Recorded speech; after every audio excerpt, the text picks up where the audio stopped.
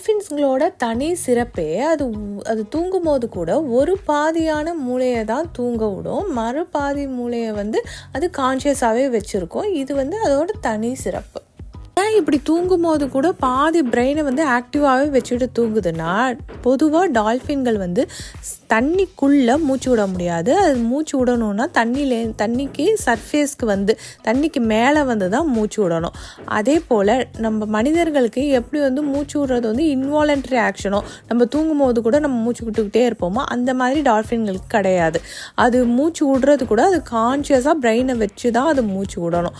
அப்படிங்கிறப்போ அது ஒரு ஹாஃப் பிரெயினை அது தூங்க விடும்போது மறு ஹாஃப் பிரெயினை அது இந்த கண்ட்ரோல் மூச்சு விடுறதுக்காகவும், அதே சமயத்தில் மற்ற ப்ரெடேட்டர்கிட்டேருந்து தன்னை காத்து கொள்றதுக்காகவும் அது ஹாஃப் பிரெயினை அது ஆக்டிவாகவே வச்சுருக்கு.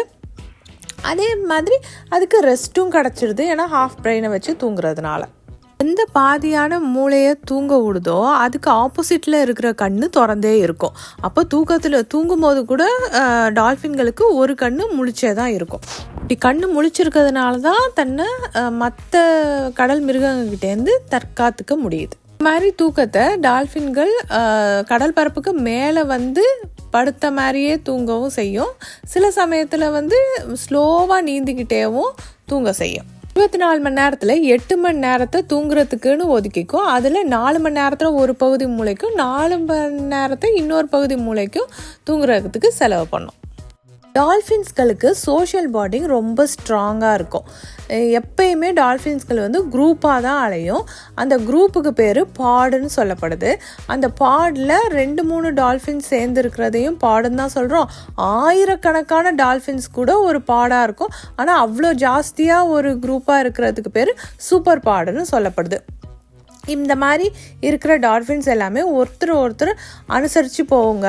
அந்த பாடோடு சேர்ந்து இப்போ ஒரு வேட்டையாட போகிறாங்கன்னா அந்த குரூப் ஃபுல்லாக சேர்ந்து தான் போய் வேட்டையாட போவாங்க. அந்த டால்ஃபின்ஸ்குள்ளே இருக்கிற ஃப்ரெண்ட்ஷிப்பும் ரொம்ப ஜாஸ்தியாக இருக்கும். இன்னும் சொல்லப்போனால் ஆர்கா கால்வஸ் அப்படின்னு ஒரு வகையான டால்ஃபின் லைஃப் ஃபுல்லாக தன்னோட அம்மா கூடயே தான் இருக்கும். இண்டிபெண்ட்டாக பிரிஞ்சு போகவே போகாது. அந்த அளவுக்கு அதுங்களுக்கு சோஷியல் பாண்டிங் ரொம்ப ஜாஸ்தி. டால்ஃபின்ஸில் மொத்தம் 40 வகையான ஸ்பீஷீஸ் இருக்குது. அதில் 36 வகை உலகம் முற்றிலும் இருக்கிற எல்லா கடல் பகுதிகளையும் இருக்குது. அந்த 36 வகையும் சால்ட் வாட்டரில் இருக்குது. ஆனால் அந்த 4 வகையான டால்ஃபின்ஸ் மட்டும் ஃப்ரெஷ் வாட்டரில் இருக்குது. அதுவும் அமேசான் ரிவரில் மட்டும்தான் இருக்குது, வேறு எங்கேயுமே இல்லை. எல்லா வகை டால்ஃபின்ஸுமே மாமிச உண்ணிகள் தான். அது உணவு உண்றதே ஒரு வித்தியாசமாக தான் இருக்கும். அது அப்படியே முழுங்கிடும் எல்லாத்தையும். அது சீவ் பண்ணி கடிச்சே சாப்பிடாது. நம்ம கவ்வுக்கு இருக்கிற மாதிரி டால்ஃபின்ஸுக்கும் 2 ஸ்டொமக் இருக்குது. ஒன்றில் அந்த உணவுகள் போய் ஸ்டோர் ஆகிருந்துக்கும், இன்னொன்றில் டைஜஷன் நடக்கும். கில்லர் வேல் அப்படின்னு சொல்லக்கூடிய இந்த ஆர்கஸ் அப்படிங்கிறது வேலே கிடையாது. அது டால்ஃபின் வகையை சேர்ந்தது தான். ஏன்னா டால்ஃபின் மாதிரியே அதுங்க பாடாக இருந்து, அதாவது குரூப்பாக இருந்து போய் ஹண்ட் பண்ணும். எல்லாமே டால்ஃபின் மாதிரியே தான் செய்யும். அப்படி இருந்தும் அதை ஏன் நம்ம வேல்னு சொல்கிறோன்னா, ஒரு மீன் பிடிக்கிறவங்க ஒரு வாட்டி இந்த ஆர்கஸ் வேலை வேட்டையாடுறத பார்த்துருக்காங்க. அதனால அதை கில்லர் வேல்னு சொல்லியிருக்காங்க. அது அப்படியே மருவி அது கில்லர் வேல்னே ஆயிடுச்சு. நம்ம அதை வேல் கேட்டகரியிலே நினச்சிட்டோம். ஆனால் அது வேல் கிடையாது, அது உண்மையிலே டால்ஃபின் தான். இந்த வீடியோ உங்களுக்கு பிடிச்சிருந்தா like, share and subscribe to our channel Tamil கிளி.